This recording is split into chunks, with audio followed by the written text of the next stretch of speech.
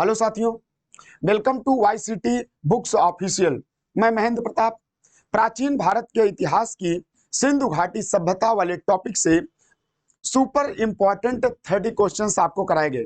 आज set number 3 के super 30 questions आपको कराए जाएंगे।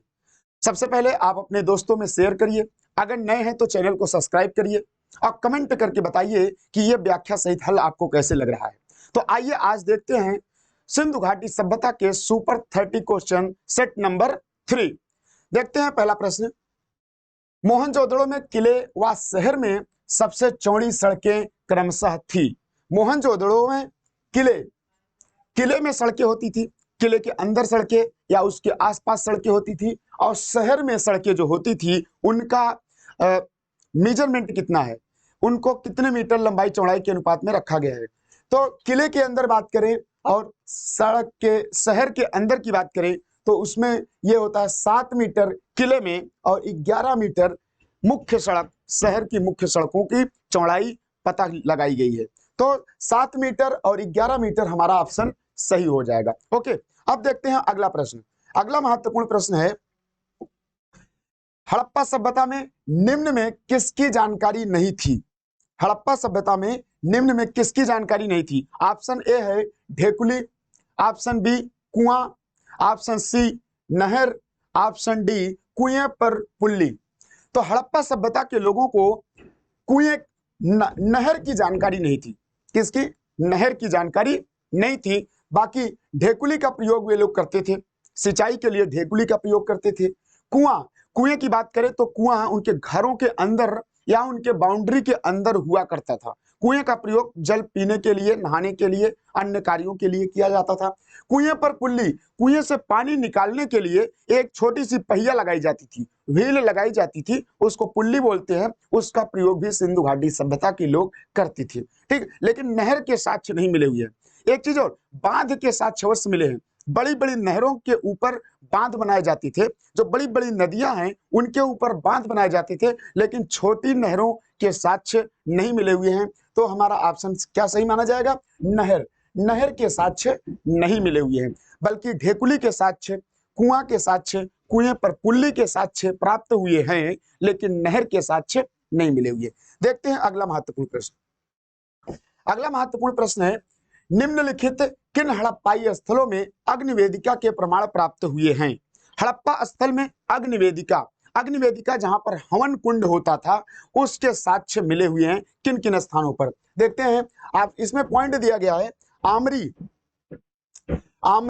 बनावली, कालीबंगा, रंगपुर। तो इसमें सही ऑप्शन हो जाएगा हमारा, इसका सही ऑप्शन हो जाएगा कालीबंगा और रंगपुर। इन दो स्थलों पर अग्निवेदिका के साक्ष्य पाए गए हैं, लेकिन आमरी और बनावली में अग्निवेदिका के साक्ष्य नहीं पाए गए हैं। तो हमारा सही ऑप्शन क्या हो जाएगा? 3 और 4। 3 और 4 इसमें कौन सा है? ऑप्शन नंबर बी में 3 और 4 हमारा सही उत्तर माना जाएगा। ओके, अब देखते हैं अगला प्रश्न। अगला महत्वपूर्ण प्रश्न है, किस हड़प्पा कालीन स्थल पर जहाजी माल घाट है।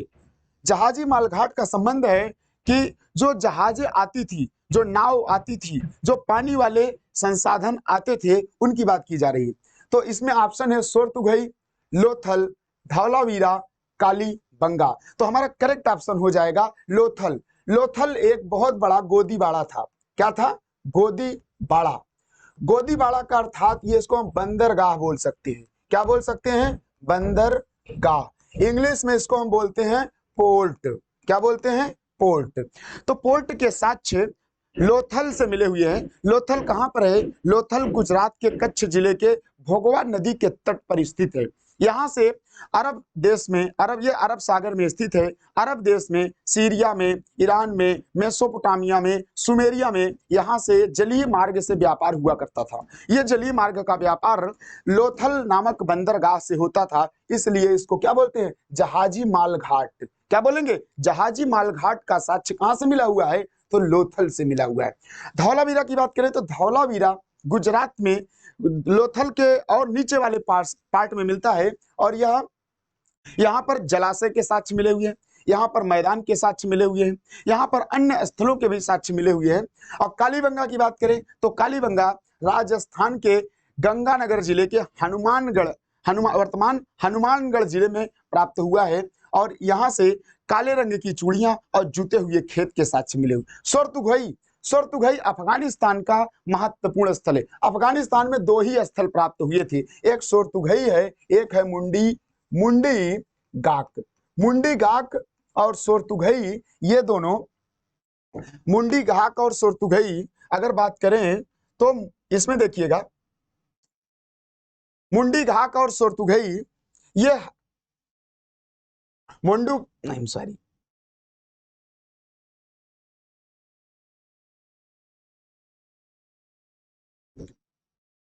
हड़प्पा कालीन स्थल पर अफगानिस्तान वाले जो पार्ट हैं, अफगानिस्तान में सोरतुघई और मुंडी गाक मिले हुए हैं। लोथल जो हमारा सही ऑप्शन है, जहाजी मालघाट प्राप्त हुआ है, यह कच्छ जिले में, गुजरात के कच्छ जिले में मिला हुआ है।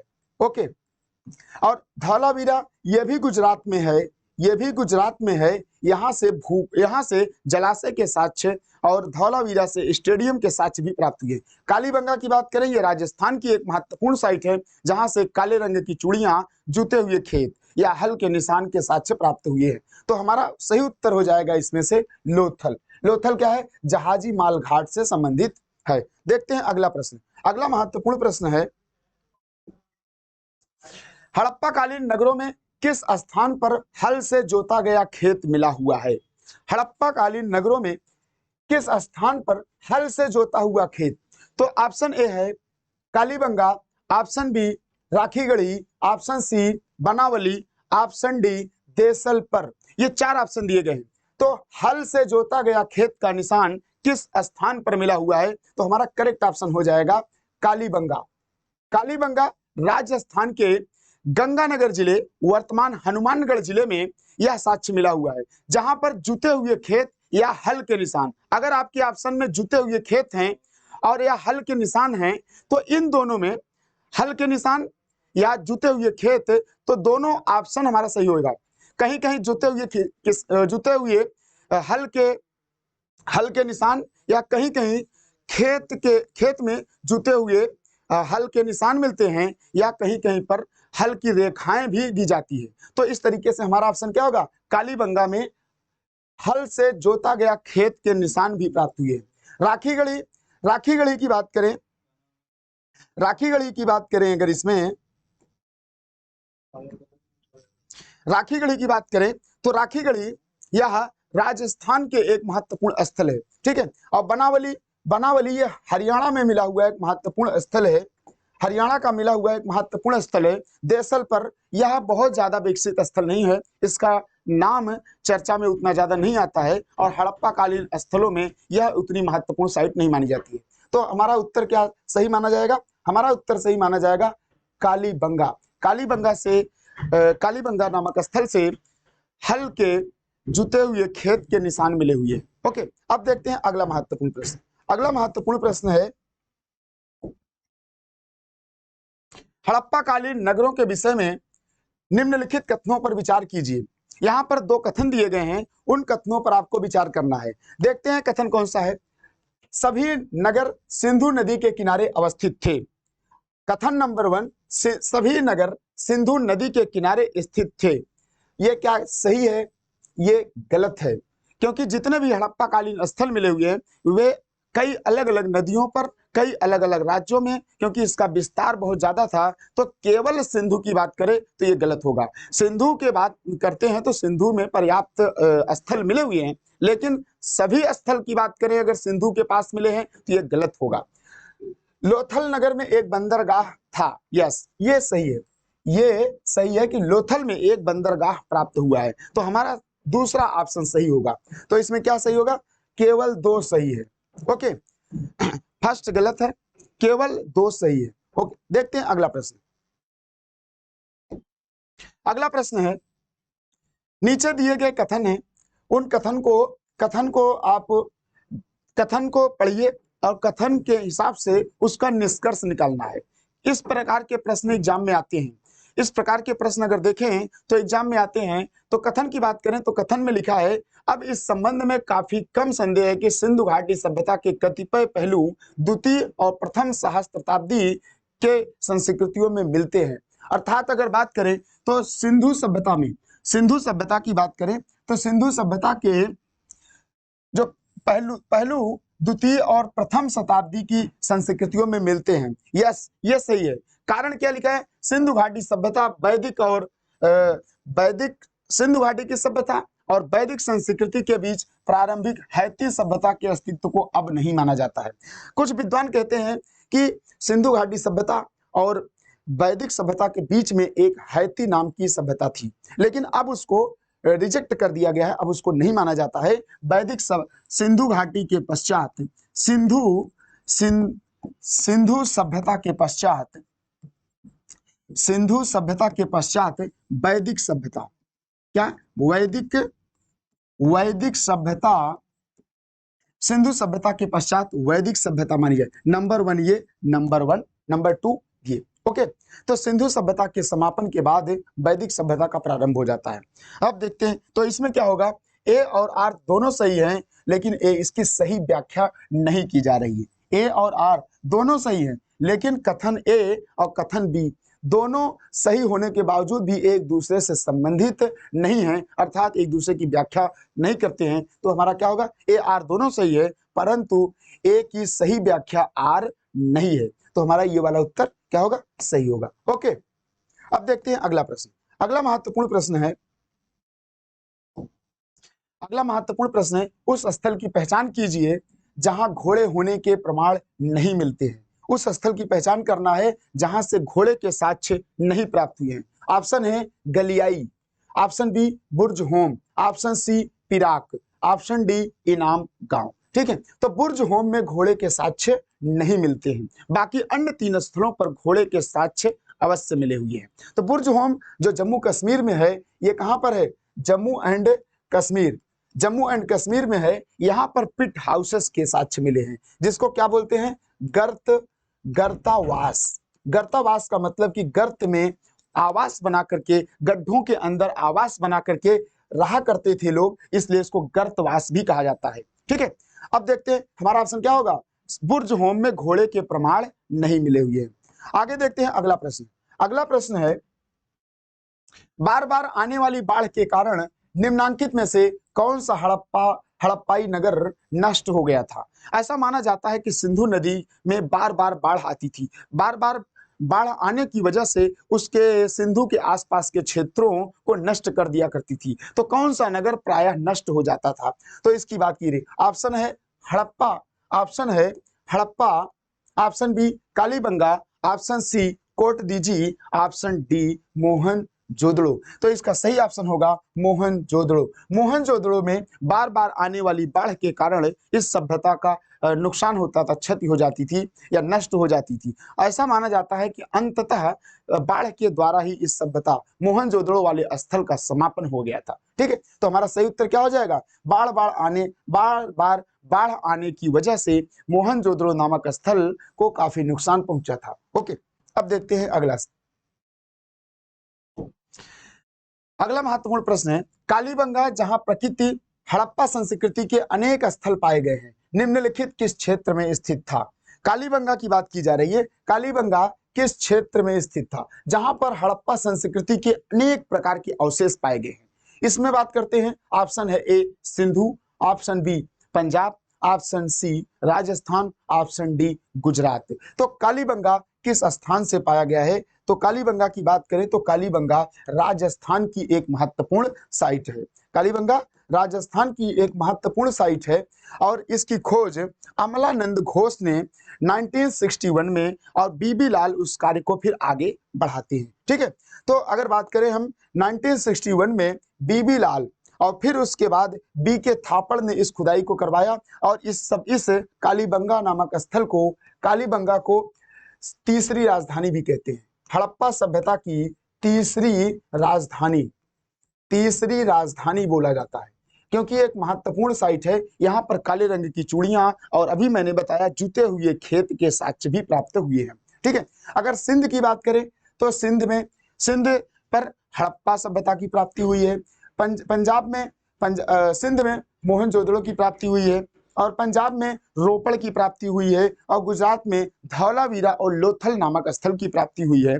तो इस तरीके से कभी कभी राज्य और उस स्थल को भी देख करके मिलान वाले प्रश्न बनाए जा सकते हैं। यहाँ पर ध्यान देने की जरूरत है, क्योंकि किस राज्य में कौन कौन से स्थल मिले हुए हैं इसकी एक लिस्ट आप बना सकते हैं। नहीं तो आप YCT बुक्स ऑफिशियल चैनल को विजिट करके आप देखेंगे तो उसमें आपको पूरी डिटेल्स जानकारी दी जाएगी, और उसमें पूरा का पूरा आपको कंटेंट भी मिलेगा और कुछ क्वेश्चंस भी मिलेंगे। ओके, देखते हैं अगला प्रश्न। अगला प्रश्न है हड़प्पा संस्कृति की पूर्वी सीमा थी। हड़प्पा संस्कृति की बात करें तो इसकी पूर्वी सीमा कौन सी थी? Option A Ropar, option B Sanghol, option C Alamgir, option D Rakhigarhi. तो बात करें अगर हम हड़प्पा सभ्यता में, तो हड़प्पा सभ्यता को हम देखते हैं, इसमें है ईस्ट पूर्वी सीमा, ये है पश्चिमी सीमा, ये है उत्तरी सीमा, ये है दक्षिणी सीमा। ठीक है, हम बात करते हैं इन ईस्ट, वेस्ट, नॉर्थ, साउथ। ठीक है, ये चार हो गए। पूर्वी सीमा की बात करें तो इसमें पड़ता है आलमगीरपुर, आलमगीरपुर। ओके, पश्चिमी सीमा की बात करें तो सुत कांगेडोर, और उत्तरी सीमा की बात करें तो मांडा। दक्षिणी सीमा की बात करें तो दायमाबाद। क्या मिलता है? दायमाबाद। अब देखते हैं पूर्वी सीमा, तो हमारा ऑप्शन क्या है इसमें? पूर्वी सीमा की बात की जा रही तो आलमगीरपुर हमारा सही ऑप्शन हो जाएगा। ओके, अगर और डिटेल जानकारी आपको बता दें तो आलमगीरपुर कहां पर है? उत्तर प्रदेश के मेरठ जिले में, उत्तर प्रदेश के मेरठ जिले में पाया गया है। और यह किस नदी? हिंडन नदी के तट पर है। किस नदी? हिंडन नदी के तट पर है। अगर बात करें सुतकांगेडोर, तो सुतकांगेडोर आपको मिलेगा ये बलूचिस्तान में। कहां मिलेगा? ये बलूचिस्तान में मिलेगा, और दास्क नदी के तट पर स्थित है, दास्क नदी के तट पर। दक्षिण की बात करें तो ये दायमाबाद महाराष्ट्र में है। कहां पर है? महाराष्ट्र में। महाराष्ट्र में एक नदी है जिसको बोलते हैं प्रवरा नदी। क्या बोलते हैं? प्रवरा नदी। कभी कभी आपको गोदावरी नदी या नर्मदा नदी दे करके कंफ्यूज करेगा, लेकिन सही नदी कौन सी है? प्रवरा नदी। अगर उत्तर की बात करें तो मांडा पड़ता है जम्मू एंड कश्मीर। कहां पड़ता है? जम्मू एंड कश्मीर। इस किस नदी के किनारे है? यह चिनाब नदी के किनारे है। किस नदी के किनारे? चिनाब नदी के किनारे। ये अगर जानकारी आप रखते हैं तो इससे आने वाले प्रश्न आपके गलत नहीं होंगे, क्योंकि इसमें दिशा भी पूछी जा रही है, इसमें किस नदी के किनारे हैं और किस राज्य में है या किस क्षेत्र में है, तो इसकी भी जानकारी आपको मिल जाएगी। अब देखते हैं अगला प्रश्न। अगला महत्वपूर्ण प्रश्न है धौलावीरा के निम्नतम प्रथम चरण का जमाव किस संस्कृति से संबंधित है? धौलावीरा की बात की जा रही है। धौलावीरा गुजरात की प्रमुख साइट है, और इसमें निम्नतम प्रथम चरण का जमाव किस संस्कृति से संबंधित है? ऑप्शन ए नवपाषाणिक संस्कृति, ऑप्शन बी प्राक हड़प्पा ग्रामीण संस्कृति, ऑप्शन सी विकसित हड़प्पा संस्कृति, ऑप्शन डी उत्तरवर्ती हड़प्पा संस्कृति। तो बात करें तो यह धौलावीरा प्राक हड़प्पा ग्रामीण संस्कृति थी। कैसी? हड़प्पा के पहले, यानी कि प्रोटो हड़प्पन्स रूरल कल्चर। तो यहाँ पर देखेंगे कि हड़प्पा के पहले यानी प्राक हड़प्पा की एक संस्कृति यहाँ पर दिखाई पड़ती है। तो हमारा ऑप्शन क्या हो जाएगा? ये सही माना जाएगा। अब देखते हैं अगला प्रश्न। अगला प्रश्न है किस पुरा स्थल के दुर्ग में 7 अग्निकुंड प्राप्त हुए हैं?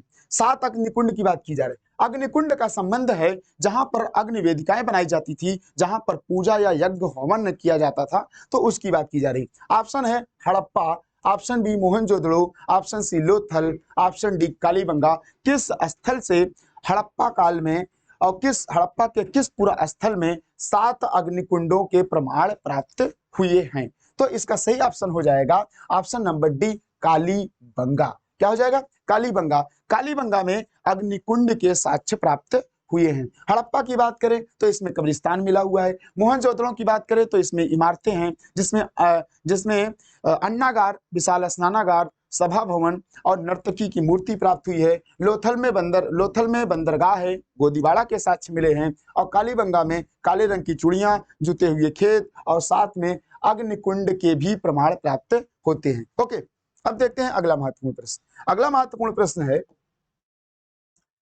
निम्नलिखित हड़प्पाई स्थलों में किसमें चावल की खेती के प्रमाण मिले हुए हैं? चावल की खेती के प्रमाण किस हड़प्पाई स्थल से प्राप्त हुए हैं? पॉइंट इसमें दिया गया है, कालीबंगा, लोथल, मोहनजोदड़ो और सुरकोदड़ा। तो इसमें आपको भी मिलेगा कि चावल के साक्ष्य लोथल से मिले हुए। कहां से मिले हुए हैं? लोथल से मिले हुए हैं। और किस स्थल से मिले हुए हैं? लोथल के अलावा अगर हम बात करें तो किस स्थल से मिले हैं? मोहनजोदड़ो से भी चावल के साक्ष्य मिले हैं। तो अर्थात 2 और 3 ये हमारा सही होगा। तो 2 और 3 किधर है? Number C, option number C हमारा सही उत्तर होगा। ओके, अब देखते हैं अगला महत्वपूर्ण प्रश्न। अगला महत्वपूर्ण प्रश्न है, निम्नलिखित में किस हड़प्पी स्थल से ऊंट की अस्थियां मिली हुई हैं? ऊंट की अस्थियां, यह एक ऐसा महत्वपूर्ण क्वेश्चन है ये जो कि बहुत एग्जाम में आता है तो लोग कंफ्यूज हो जाते हैं। ऊंटों से भी परिचित थे, हड़प्पा वासी ऊंटों से भी परिचित थे। उसकी हड्डियां और कंकाल से पता लगाया जाता है कि ये अवश्य ऊंट की हड्डियां हैं। तो ऊंट की हड्डियां देखते हैं किस स्थल से है। Option A Kalibangan, option B Harappa, option C Lothal, option D Mohenjodaro. तो इसका सही ऑप्शन होगा ऊंट की अस्थियां हमें कालीबंगा से प्राप्त हुई हैं। कहां से? कालीबंगा से। कालीबंगा ये राजस्थान की एक महत्वपूर्ण साइट है। ओके, अब देखते हैं अगला महत्वपूर्ण प्रश्न, हड़प्पा सभ्यता के निम्नलिखित किस शहर में चिनाई के कार्य में तच्छित प्रस्तर का प्रयोग कच्ची ईंटों के साथ किया जाता था? चिनाई का मतलब होता है जब हम दीवार बनाते हैं तो ईंटों को जोड़ जोड़ करके दीवार बनाते हैं तो उसको बोलते हैं क्या? चिनाई करना। क्या बोलते हैं? चिनाई करना। तो कच्ची ईंटों का प्रयोग किया गया था। कच्ची ईंटों का प्रयोग तच्छित प्रस्तर का प्रयोग मतलब उसमें पत्थरों का भी प्रयोग है और कच्ची ईंटों का भी जगह जगह प्रयोग है। तो उसका संबंध किससे है? तो किस स्थल से है? Option number A Harappa, option number B Mohenjodaro, option number C Lothal, option number D Dholavira. तो इसका सही ऑप्शन हो जाएगा धौलावीरा। क्या है? धौलावीरा जो गुजरात में इसकी साइट है। और धौलावीरा में चिनाई के कार्य में पत्थर के साथ साथ कच्ची ईंटों का भी प्रयोग किया गया है। ओके, अगला प्रश्न देखते हैं। अगला महत्वपूर्ण प्रश्न है, निम्नलिखित किस पुरास्थल से हड़प्पा संस्कृति के लोगों की जल संसाधन व्यवस्था के लिए जागरूकता तकनीकी कौशल का प्रमाण मिलता है? जल व्यवस्था को अर्थात जल को संरक्षण करने की कौशल किस स्थल से प्राप्त होता है? तो यहां पर दिया गया है, पॉइंट दिया गया है, ए में है धौलावीरा और बी में है मोहनजोदड़ो, सी में है हड़प्पा और डी में है कालीबंगा। किन स्थलों से जल संसाधन को संरक्षित करने की तकनीकी पता चलती है? तो इसका सही उत्तर हो जाएगा, इसका सही उत्तर होगा ऑप्शन नंबर ए धौलावीरा। ऑप्शन नंबर ए धौलावीरा। धौलावीरा से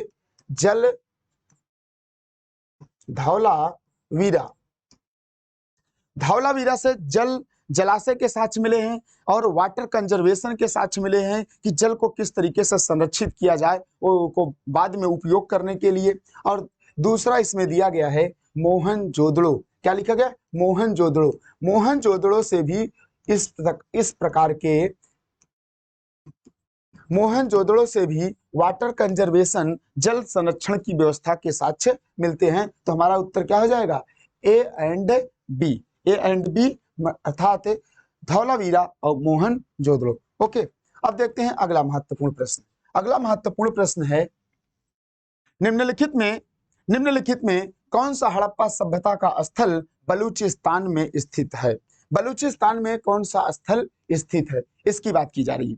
तो इसमें देखते हैं डाबरकोट, सुतकाकोह, सुतकांगेडोर, सोरतू घई। ये हमारे पास 4 पॉइंट्स हैं। और कौन कौन से स्थल बलूचिस्तान में स्थित है? तो बलूचिस्तान की बात करें तो बलूचिस्तान में स्थित होने वाले स्थल हैं डाबरकोट। कौन से हैं? डाबरकोट बलूचिस्तान में स्थित है। यस। सुद काको ये भी बलूचिस्तान में स्थित है, और सुद कांगेडोर ये भी बलूचिस्तान में स्थित है, लेकिन सुरतुघई नहीं, बलूचिस्तान में नहीं, यह अफगानिस्तान में स्थित है। सुरतुघई क्या है, अफगानिस्तान में स्थित है, इसको हम आउट रखते हैं। और डाबरकोट, सुद काको और सुद कांगेडोर ये 3 स्थल बलूचिस्तान में स्थित हैं। तो हमारा उत्तर होगा 1 2 3। क्या होगा, 1 2 3, ये तीनों बलूचिस्तान में स्थित हैं। अब देखते हैं अगला प्रश्न। अगला प्रश्न है, हड़प्पा सभ्यता के बाद में उत्खनित किस स्थल से हमें जल संचयन तथा जल प्रबंधन का विशिष्ट साक्ष्य प्राप्त हुआ है। हड़प्पा सभ्यता में किस में जल संचयन और जल प्रबंधन means water conservation and water management का जो एविडेंस है किस स्थल से मिला हुआ है। तो हमारे पास ऑप्शन है Bhirrana, option B Dholavira, option C Kudal, option D Rakhigarhi. तो इसका करेक्ट ऑप्शन होगा धौलावीरा। धौलावीरा में अभी मैंने बताया कि जल संरक्षण अर्थात जल वाटर कंजर्वेशन और वाटर मैनेजमेंट दोनों के प्रमाण प्राप्त हुए हैं। ओके,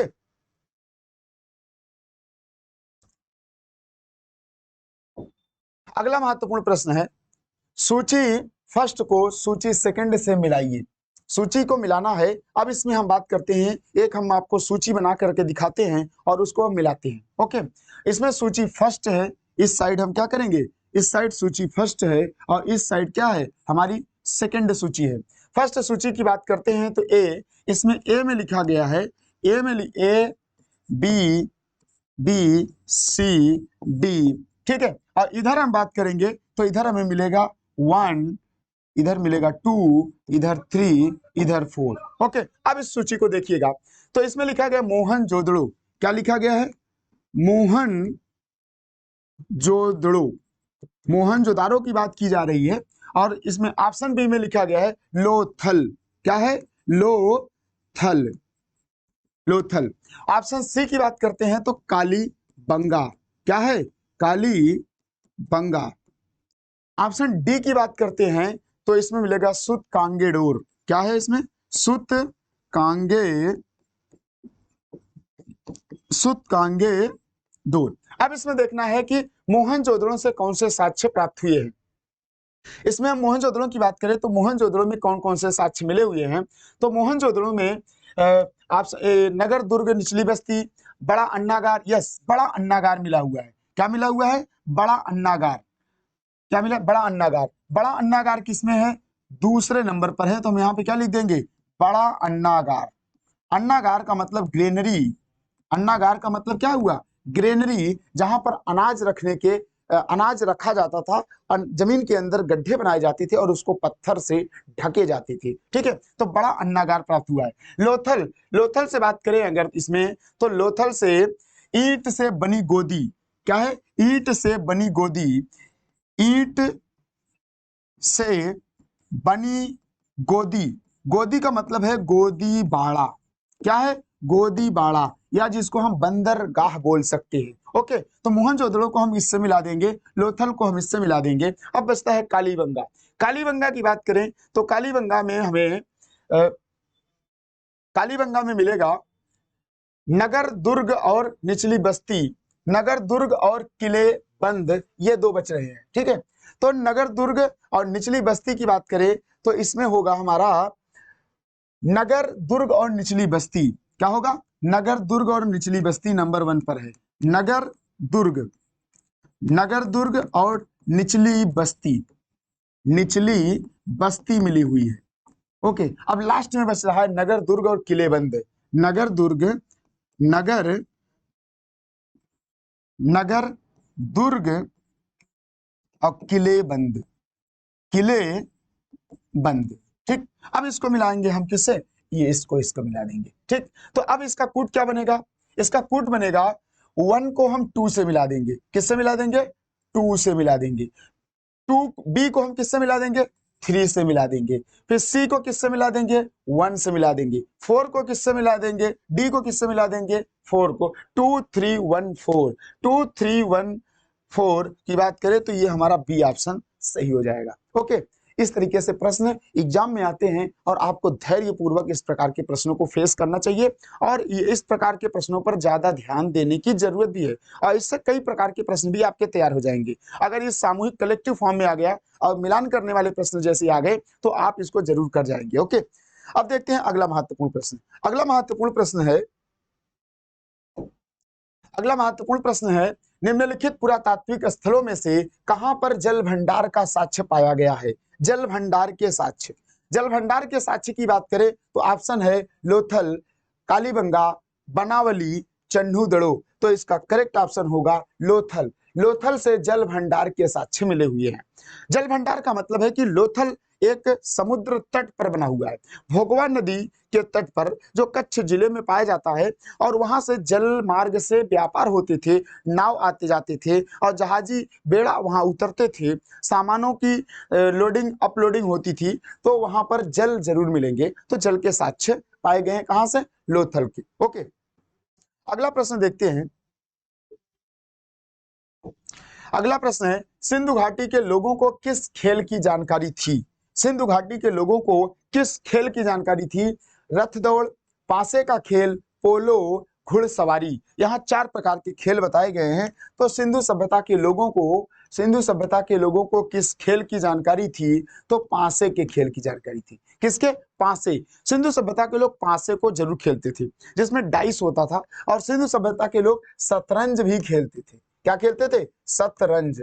शतरंज का भी उनको ज्ञान था, शतरंज के ज्ञान भी थी।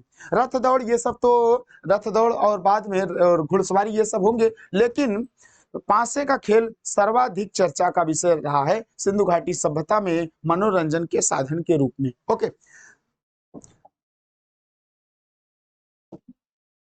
अगला प्रश्न है निम्नलिखित में से कौन सा स्थल परिपक्व हड़प्पी स्थल से संबंधित नहीं है। यहाँ पर 4 स्थल दिए गए हैं, 3 परिपक्व अवस्था में हैं जो कि एकदम मैच्योर स्टेज में है, लेकिन एक स्थल है जो परिपक्व अवस्था में नहीं है। तो ऑप्शन देखते हैं धौलावीरा, धौलावीरा, लखमीरवाला, सुरकोटदा, सराय खोला। तो इसका करेक्ट ऑप्शन होगा सराय खोला। सराय खोला करेक्ट ऑप्शन इसका क्या होगा? सराय खोला। सराय खोला परिपक्व स्थल नहीं माना जाता है, बल्कि धौलावीरा, लखमीरवाला, सुरकोटदा ये परिपक्व स्थल माने जाते हैं। इनका पूर्ण विकास हुआ है और यहाँ से पर्याप्त मात्रा में साक्ष्य भी प्राप्त किए गए। ओके, अब देखते हैं अगला प्रश्न। अगला महत्वपूर्ण प्रश्न है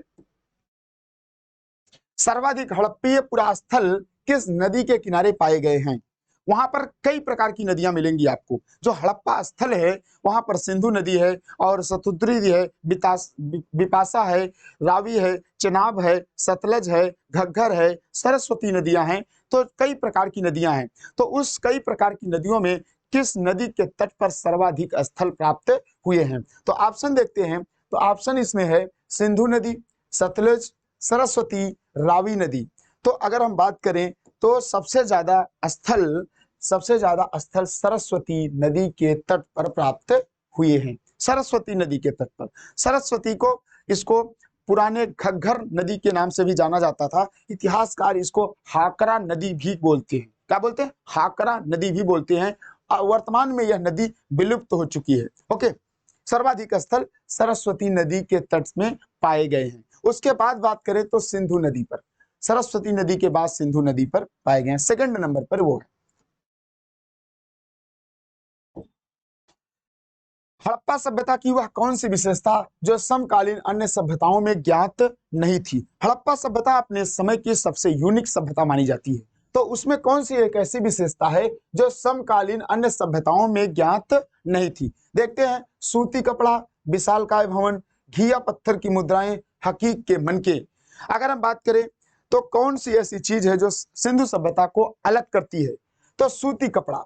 सूती कपड़े सबसे पहले हड़प्पा वासियों ने बनाना सीखा और सूती कपड़े अर्थात कपास की खेती करना सीखा और उससे सूती कपड़े बनाते थे, उसका प्रयोग करते थे। उसका स्पष्ट प्रमाण प्राप्त हुआ है, जो कि सिंधु सभ्यता के अलावा अन्य सभ्यताओं में सूती कपड़े का प्रचलन उस समय नहीं था। उस समय खाल, छाल या अन्य प्रकार के वस्त्रों का ही प्रयोग किया करती थी। लेकिन सिंधु सभ्यता जो दुनिया की समकालीन सभ्यताओं को अपने आप से अलग करती है, वह सिंधु सभ्यता सूती कपड़े की वजह से अलग हो जाती है। बाकी विशालकाय भवन की बात करें तो आपको मिस्र की सभ्यता, मेसोपोटामिया की सभ्यता में विशालकाय भवन बनाने के प्रचलन था। और घिया पत्थर की मुद्राएं तो आदिकाल से चली आ रही हैं। जब से मनुष्य लेन देन करने लगा, सिंधु सभ्यता के आसपास से ही सभी सभ्यताओं में पत्थर का मुद्राओं का प्रयोग होता रहा। हकीक के मनके बनाने का जब से मनुष्य सामाजिक जीवन जीना शुरू किया, तब से मनके पहनने लगा। आभूषण तो पूरा पाषाण काल से ही मनुष्य पहन रहा है, तो मनके बनाने का प्रचलन भी पाषाण काल से है और वह सभी सभ्यताओं में कॉमन था। लेकिन सूती कपड़ा जो कि सिंधु सभ्यता को अपने आप में अलग कर देती है, और सबसे पहला प्रचलन सिंधु सभ्यता के लोगों के द्वारा ही किया गया था। ओके, आगे देखते हैं। अगला महत्वपूर्ण प्रश्न है, किसने सर्वप्रथम भारत पर आर्यों के आक्रमण का सिद्धांत प्रतिपादित किया? किस विद्वान ने? किसने का मतलब किस विद्वान ने आर्यों के आक्रमण का सिद्धांत प्रतिपादित किया? ठीक है, कौन सा विद्वान जो बताता है कि हड़प्पा सभ्यता को सबसे पहले अटैक किया और अटैक करके आगे बढ़ा, और हड़प्पा सभ्यता इसी वजह से नष्ट हुई? तो हम देखते हैं IEM व्हीलर, जिसको हम बोलते हैं Mortimer Wheeler. Option B Gordon V Childe, option C J Marshall, option D RP Chand. तो इसका सही ऑप्शन होगा आर्यों के आक्रमण का सिद्धांत मार्टिमर व्हीलर ने प्रतिपादित किया था। मार्टिमर व्हीलर का स्पष्ट कहना था कि आर्यों ने सिंधु घाटी सभ्यता पर अटैक किया और सिंधु घाटी सभ्यता को नष्ट कर दिया, और आर्य लोग उत्तर भारत में, पश्चिमोत्तर भारत में सर्वप्रथम अपनी बस्तियां बनाई, जो कि एक ग्रामीण संस्कृति अर्थात वैदिक संस्कृति के नाम से या आर्यन संस्कृति के नाम से प्रचलित थी। ओके, अगला महत्वपूर्ण प्रश्न है, सूची फर्स्ट को सूची सेकंड से मिलान करना है। यह सूची वाला प्रश्न है और इसको देखते हैं को सूची फर्स्ट को सूची सेकंड से मिलान करना है। सूची फर्स्ट को सूची सेकंड से हम दो सूची बनाते हैं, नंबर 1 सूची नंबर 2।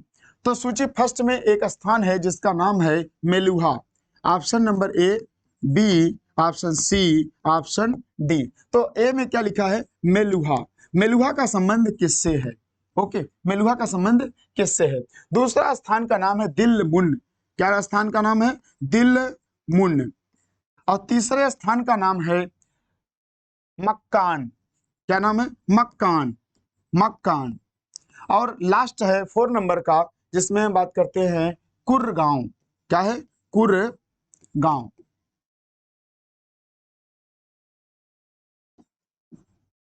कुरगांव। अब बताइए मेलुहा किस क्षेत्र से मिला हुआ है? तो मेलुहा सिंध क्षेत्र से मिला हुआ है। किस क्षेत्र से मिला हुआ है? सिंध क्षेत्र से मिला हुआ है।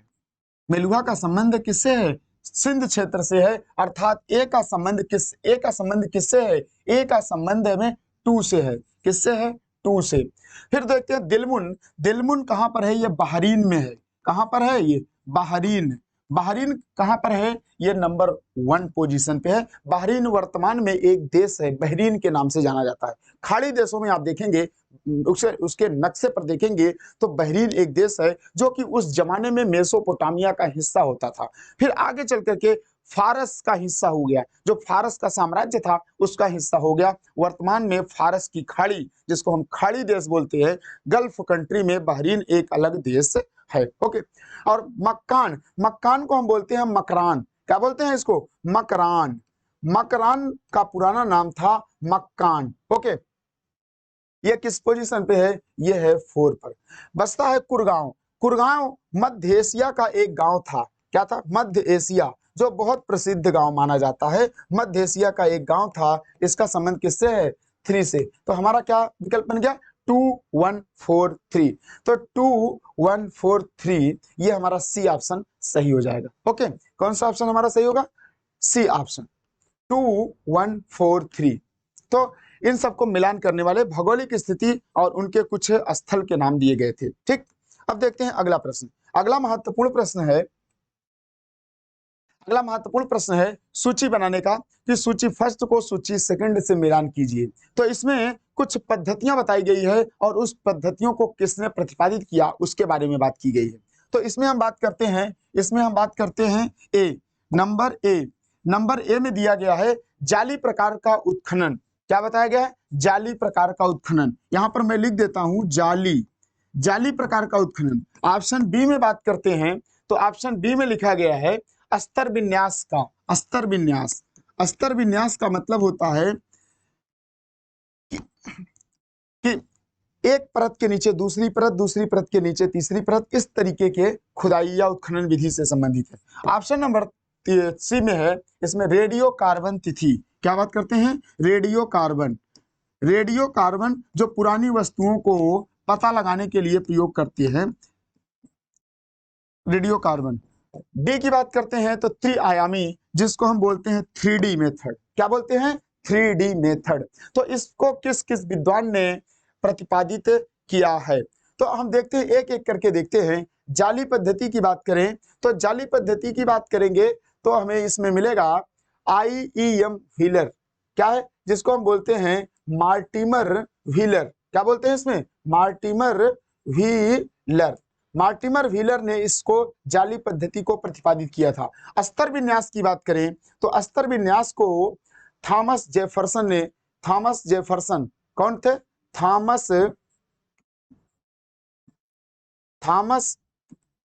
जेफरसन ने प्रतिपादित किया था। अस्तर मतलब लेयर टाइप में, उत्खनन को लेयर टाइप में जांचना और उत्खनन कराने का काम करना। रेडियो कार्बन की बात करें तो रेडियो कार्बन को बिलोबी महोदय ने, क्या नाम है उनका? FW लीबी,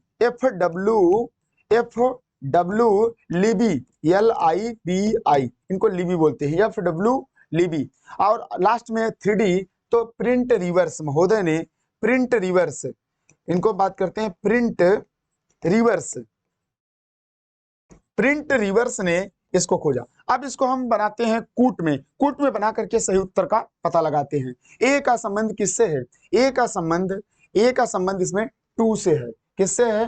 2 से है। जाली पद्धति व्हीलर महोदय ने, अस्तर विन्यास Thomas Jefferson, radio carbon method FW Libby ने, और 3D मेथड प्रिंट रिवर्स ने। आप इसको याद रखिए, मैं इसको कूट बना देता हूं। ओके।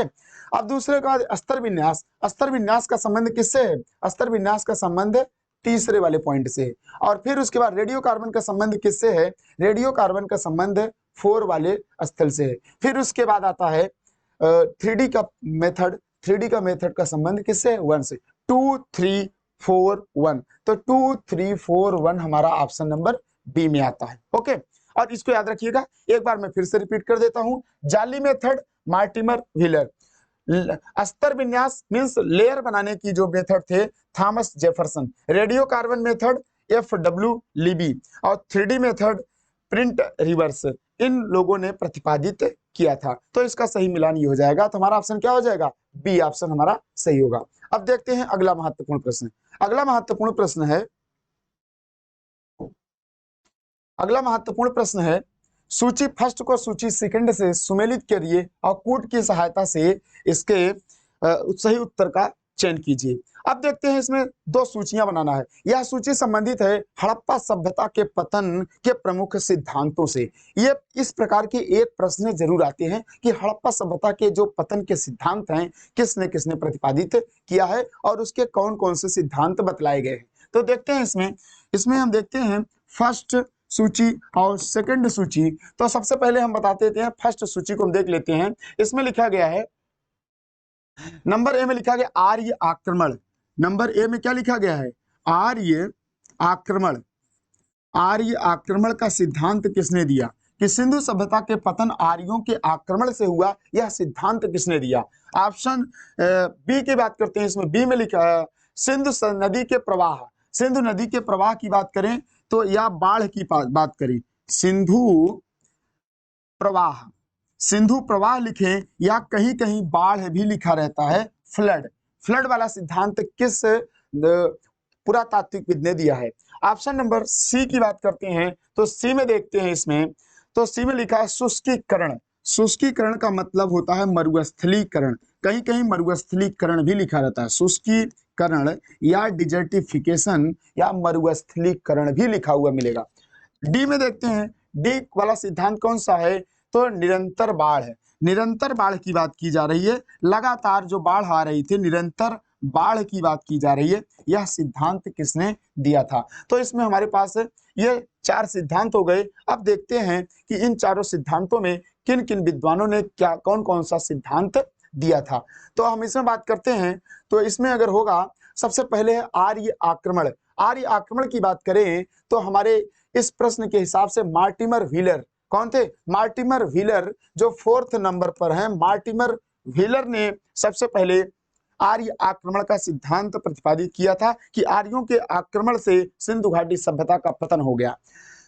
सिंधु प्रवाह, सिंधु नदी का प्रवाह बढ़ जाने की वजह से, सिंधु नदी के प्रवाह की बात करें तो इसको एच.टी. लैम्ब्रिक महोदय ने, जो नंबर 1 पर है, एच.टी. लैम्ब्रिक ने कहा कि बाढ़ के प्रवाह से, सिंधु के ज्यादा से पानी बढ़ जाने की वजह से सिंधु घाटी सभ्यता का विनाश हो गया। शुष्कीकरण, शुष्कीकरण की बात करें तो शुष्कीकरण में शुष्कीकरण में एम.आर. मुगल, शुष्कीकरण में एम.आर. मुगल जो तीसरे नंबर पर है, जो दूसरे नंबर पर है, दूसरे नंबर पर MR. Mughal, yes, MR. Mughal, MR. Mughal ने क्या किया कि शुष्कीकरण का सिद्धांत दिया कि लंबे समय तक पारिस्थितिक असंतुलन था, इस वजह से हड़प्पा सभ्यता का विनाश हुआ। निरंतर बाढ़ की बात करें तो निरंतर बाढ़ में रॉबर्ट एल रेक्स या जॉर्ज डेल की बात करते हैं, जो कि तीसरे पॉइंट पर है। रॉबर्ट एल रेक्स या जॉर्ज एफ डेल्स ये प्रतिपादित करते हैं कि अचानक आई हुई बाढ़ से सिंधु सभ्यता का विनाश हो गया। तो हमारा क्या सही माना जाएगा? 4, 1, 2, 3। तो 4, 1, 2, 3 हमारे ए ऑप्शन में होगा, इसलिए हमारा ए ऑप्शन सही होगा। ओके, अब देखते हैं सबसे लास्ट प्रश्न है, आज का लास्ट प्रश्न है, बहुत महत्वपूर्ण प्रश्न है। निम्नलिखित में कौन सही सुमेलित नहीं है? यहाँ पर 4 ऑप्शन दिए गए हैं और सुमेलित करने वाले प्रश्न दिए गए हैं, और कौन सा सही सुमेलित नहीं है? 3 सुमेलित हैं और 1 सुमेलित नहीं है। तो राखीगढ़ी, राखीगढ़ी मध्य शहर, यस, राखीगढ़ी को निचला शहर, मध्य शहर और दुर्ग शहर के रूप में डिवाइड किया गया था, ये सही है। हड़प्पा सावधान एच संस्कृति, यस, ये भी सही है। और मोहनजोदड़ो सावधान R37, ये गलत है। क्या है? सावधान R37 ये हड़प्पा में है। किधर है? हड़प्पा में। ओके, कालीबंगा पुरुष और स्त्री का युग्म समाधि, यस, ये भी सही है कि कालीबंगा में पुरुष और स्त्री के युग में समाधि प्राप्त हुए हैं। तो हमारा क्या होगा? मोहनजोदड़ो में सावधान R37 नहीं प्राप्त हुआ है। मोहनजोदड़ो में अन्य प्रकार के स्थल प्राप्त हुए जिसमें कि इमारतें थी और एच संस्कृति का और कब्रिस्तान के भी साक्ष्य मिले हुए हैं। ठीक है, तो ये रहा हमारा आज का लास्ट प्रश्न। अब आगे अगले वीडियो में मैं आपको सुपर 30 इसका सेट नंबर 4 लेकर के आऊंगा, और ये महत्वपूर्ण सुपर 30 क्वेश्चंस को आप सब्सक्राइब करिए। आप YCT बुक्स ऑफिशियल को सब्सक्राइब करिए, नए हैं तो प्रेस बेल आइकन को प्रेस करें, जिससे कि आपको नोटिफिकेशन समय समय पर मिलते रहें। और हमारे YCT बुक्स ऑफिशियल पे जाकर के एग्जाम प्रिपरेशन ऐप्स को ले सकते हैं और उससे अपनी तैयारी को मजबूत कर सकते हैं। तो आज के वीडियो के लिए इतना ही रहा है। तो बहुत बहुत धन्यवाद, बहुत बहुत धन्यवाद, और चैनल को शेयर सब्सक्राइब अवश्य करते रहें और कंटिन्यू बने रहें। Okay, thank you.